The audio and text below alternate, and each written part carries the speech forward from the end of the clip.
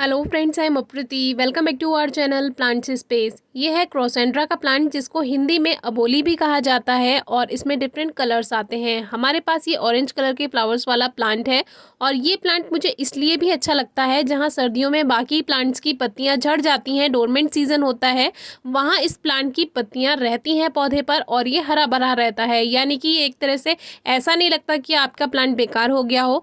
तो हमारे प्लांट पे छोटी छोटी कलियां हमें सर्दियों के मौसम के बाद दिखाई दी, क्योंकि स्प्रिंग सीजन से इसमें न्यू ग्रोथ स्टार्ट हो जाती है। सर्दियों में ये ग्रोथ स्लो कर देता है, लेकिन पत्तियां हरी भरी फिर भी बनी रहती हैं और यही इसकी खासियत है। तो अब इसके फूल भी आने शुरू होंगे। बस इसमें एक कमी है कि इसकी जो ब्रांचेस होती हैं वो बहुत जल्दी टूट जाती हैं। यानी थोड़ा सा अगर आपको इसमें गार्डन वर्क करना है तो थोड़ा ध्यान रखना होगा। और इसमें एक छोटी सी कटिंग हमने एरेंथमम की भी लगा दी थी, वो ग्रोथ कर गई। तो अभी इसमें खाद मिलाना है।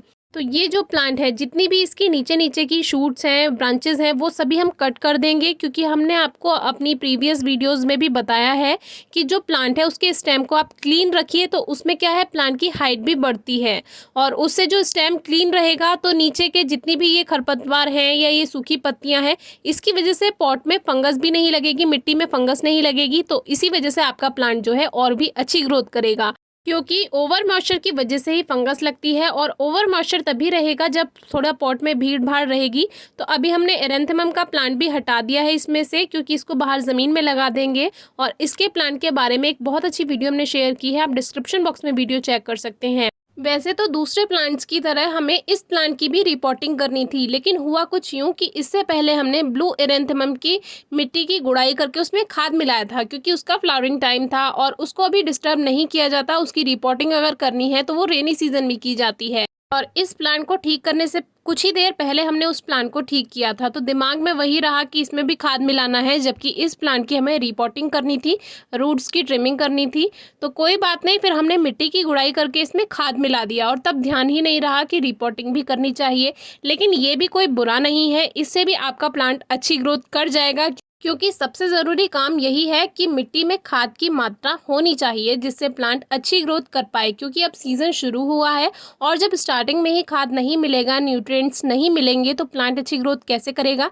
तो मिट्टी की गुड़ाई की, हल्की हल्की रूट्स की ट्रिमिंग भी हो गई और फिर उसमें खाद मिलाया, जो कि गोबर की खाद यानी कावडंग था, और ऊपर से इसको हल्का सा मिट्टी से ढक दिया, जैसे कि और रिपोर्टिंग में और हमने जो नया खाद मिलाया है वो सभी में आपको बताया था हमने। तो इस तरह से हम वाटरिंग कर देंगे। और एक बात का ध्यान रखिए कि खाद मिलाने से पहले आप पानी ना दें, मिट्टी में खाद मिलाने के बाद ही आप वाटरिंग करें। उससे क्या होगा, खाद अपना काम सही से कर पाएगा मिट्टी में और प्लांट को जो पोषक तत्व चाहिए वो उसको टाइम टू टाइम मिलते रहेंगे। जैसे जैसे आप पानी देंगे वैसे वैसे इसके जो न्यूट्रिएंट्स हैं वो जड़ तक पहुँचते जाएंगे, उसमें से रिलीज़ होगा जब खाद, तो वो अपना काम अच्छे से करेगा। अब हमारा प्लांट बिल्कुल तैयार है और ये काम किया था हमने फरवरी में। तो अब इसका रिजल्ट भी आपको दिखा देते हैं। और आज 31 मार्च है, 31 मार्च, और आप देख सकते हैं कि प्लांट में बहुत अच्छी फ्लावरिंग हो रही है। कल सुबह थोड़ी बारिश आई थी और कुछ ओले भी गिरे थे, तो मुझे ये डर था कि कहीं हमारा ये जो प्लांट की फ्लावरिंग है वो बेकार ना हो जाए।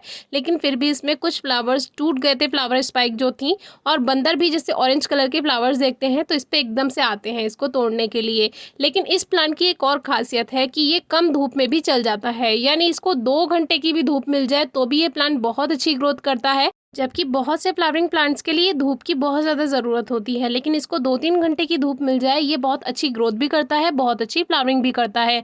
बहुत ज़्यादा सर्दियों के कुछ महीने, 1-2 महीने छोड़कर ये बाकी पूरे मौसम में फूल देता रहता है। अब जैसे इस पर ये फूल आ गए हैं, तो जब ये ड्राई हो जाएंगे, सूख जाएंगे, उसके बाद हम ये फ्लावर स्पाइक कट कर देंगे और फिर कुछ टाइम के बाद से फिर से इसमें फ्लावर्स बनने लगेंगे। तो इस प्लांट की ये खासियत है और इस तरह से इसमें ये फ्लावर स्पाइक्स आती हैं। तो ब्लू एरेंथमम तो साल में एक ही बार फूल देता है, लेकिन ये अबोली यानी क्रोसेंड्रा आपको पूरे टाइम, पूरे गर्मियों, पूरे रेनी सीजन फूल देगा। और देखिए इस तरह से फ्लावर स्पाइक, ओले गिरे थे शायद उस वजह से या बंदरों की वजह से ये टूट गई।